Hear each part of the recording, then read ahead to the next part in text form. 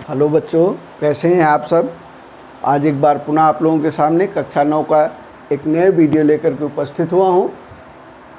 हम परमाणु की संरचना नामक चैप्टर पढ़ रहे हैं। पिछले वीडियो में हमने परमाणु के मूल कणों के विषय में जाना था, इलेक्ट्रॉन, प्रोटॉन और न्यूट्रॉन के विषय में। आज की वीडियो में थॉम्सन का परमाणु मॉडल और रदरफोर्ड के अल्फा कण प्रकीर्णन प्रयोग के विषय में हम जानेंगे। पिछले वीडियो में कणों के विषय में चर्चा हो रही थी। हमने आपको बताया था कि परमाणु के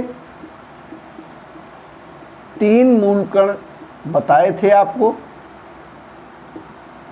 पहला इलेक्ट्रॉन, दूसरा प्रोटॉन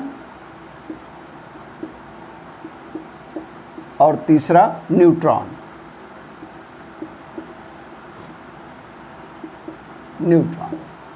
इन कणों के विषय में आपने जाना था। अब ये कण किस प्रकार से किसी परमाणु में व्यवस्थित रहते हैं, उस चीज को समझने के लिए कई वैज्ञानिकों ने अपनी थ्योरी प्रस्तुत की। जैसे थॉम्सन थे, जे थॉम्सन। उसके बाद रदरफोर्ड आए, उन्होंने भी अपनी परिकल्पना प्रस्तुत की। और फिर नील्स बोहर ने भी अपनी परिकल्पना प्रस्तुत की। किसके लिए? इन्हीं 3 कणों के परमाणु में अरेंजमेंट किस प्रकार होता है, किस प्रकार ये 3 कण कहाँ उपस्थित रहते हैं, उसके विषय में इन्होंने परिकल्पना प्रस्तुत की। इन वैज्ञानिकों ने, आपके यहाँ 3 ही वैज्ञानिक हैं, 3 को ही पढ़ना है। आगे जाएंगे तो आगे और विस्तार से अगली कक्षाओं में पढ़ेंगे, लेकिन आपको यही इन 3 वैज्ञानिकों के विषय में पढ़ना है, जिनमें से एक का परमाणु मॉडल हम आपको बता देंगे, दूसरे रदरफोर्ड का अल्फा कण प्रकीर्णन प्रयोग बता देंगे। परमाणु मॉडल की चर्चा अगले वीडियो में की जाएगी।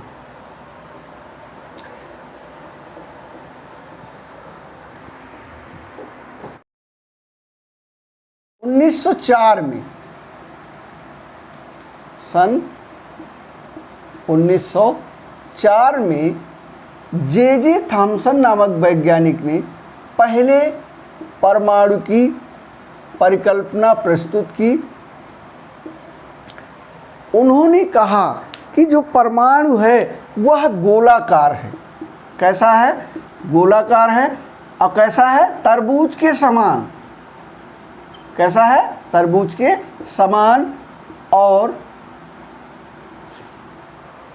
जो किससे मिलकर के बना है? धन आवेशित द्रव्य से मिलकर के बना है।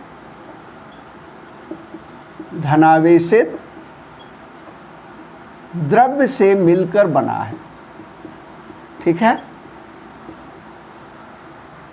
यानी गोलाकार है और उसमें धन आवेश हर जगह फैला हुआ है, यानी धन आवेश से मिलकर के बना है।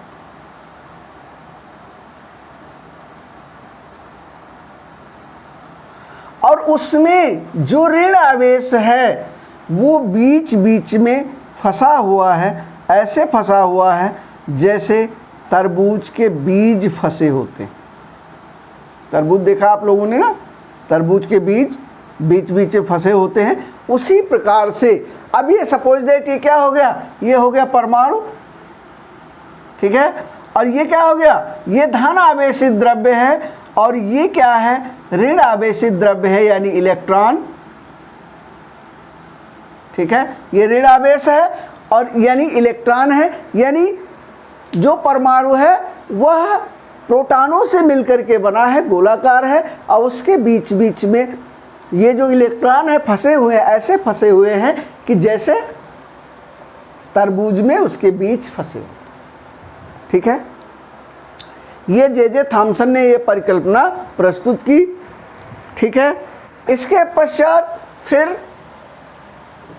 सन 1911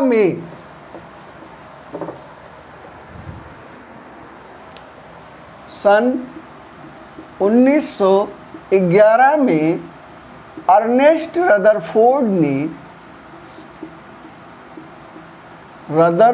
ने अपना अल्फा कण प्रकीर्णन प्रयोग किया। अल्फा कण प्रकीर्णन प्रयोग किया। इस प्रयोग में इन्होंने क्या किया कि धातु की पन्नी ली, सोने की पतली चादर बनाई, सोने की पतली चादर बनाई। यह लगभग कितनी मोटी थी? 4 × 10⁻⁻5 सेंटीमीटर मोटी थी। ठीक है, मोटी चादर मतलब इतनी पतली चादर इन्होंने बनाई। और इस चादर पर क्या किया? इन्होंने अल्फा कणों की बमबारी की। अल्फा कणों की बमबारी या बौछार, कुछ भी कह सकते हैं आप, अल्फा कणों की बौछार की। और उससे इन्होंने निष्कर्ष निकाला। पहला निष्कर्ष क्या निकला कि जो अधिकांश अल्फा कण थे, अधिकांश अल्फा कण सीधे चले जाते हैं, सीधे चले जाते हैं। ठीक है, दूसरा निष्कर्ष, दूसरा क्या इन्होंने ऑब्जर्व किया कि बहुत ही कम अल्फा कणों के मार्ग में विचलन हो जाता है, विचलन हो जाता है। तीसरा इन्होंने क्या ऑब्जर्व किया कि बहुत ही कम, लगभग कितने में? लगभग 20,000 कणों में से 20,000 कणों में से एक अल्फा कण लगभग 90 डिग्री सेल्सियस पर मुड़ जाता है। हम ये कह सकते हैं कि जिस मार्ग से गया था उसी मार्ग से क्या हुआ? वो वापस आ जाता है। अब एक छोटा सा चित्र देख लेते हैं।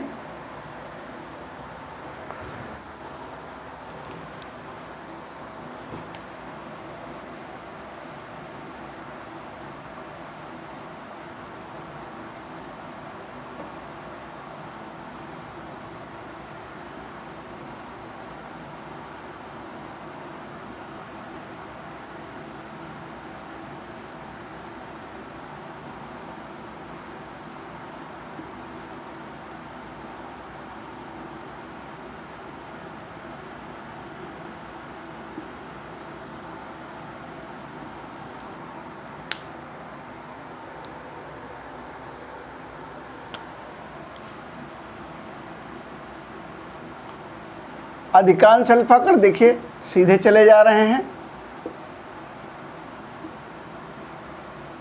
कुछ अल्फा कणों के मार्ग में परिवर्तन हो गया।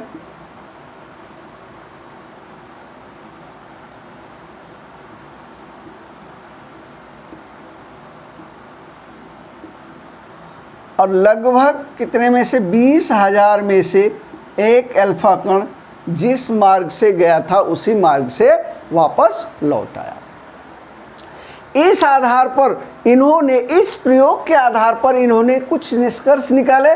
उन्होंने पहला जो ऑब्जर्वेशन किया था उससे ये पहला ऑब्जर्वेशन किया था अधिकांश अल्फा कण सीधे चले जाते हैं, यानी अधिकांश अल्फा कण कैसे जा रहे हैं? सीधे चले जा रहे हैं, उनके मार्ग में कोई परिवर्तन नहीं हो रहा है। इससे उन्होंने पहला निष्कर्ष क्या निकाला कि जो परमाणु का अधिकांश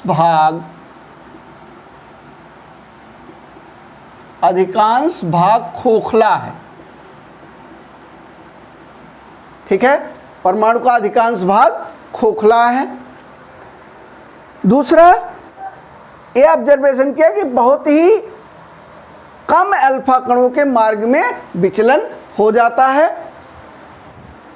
विचलन इन्होंने क्या निष्कर्ष निकाला? दूसरे से इन्होंने ये निष्कर्ष निकाला कि जो परमाणु है उसमें जो संपूर्ण धनावेश है, धनावेश है वह एक जगह है, एक स्थान पर है, और यह स्थान बहुत ही सूक्ष्म है। ठीक है, बहुत ही कैसा है, बहुत ही सूक्ष्म है। ठीक है, और जो सूक्ष्म स्थान है उसी में धनावेश स्थित है। ठीक है, धनावेश स्थित है। तो ये दूसरे से उन्होंने ये निष्कर्ष निकाला। ये भारी भी है, ये कैसा है, भारी है, धनावेश है और भारी भी है।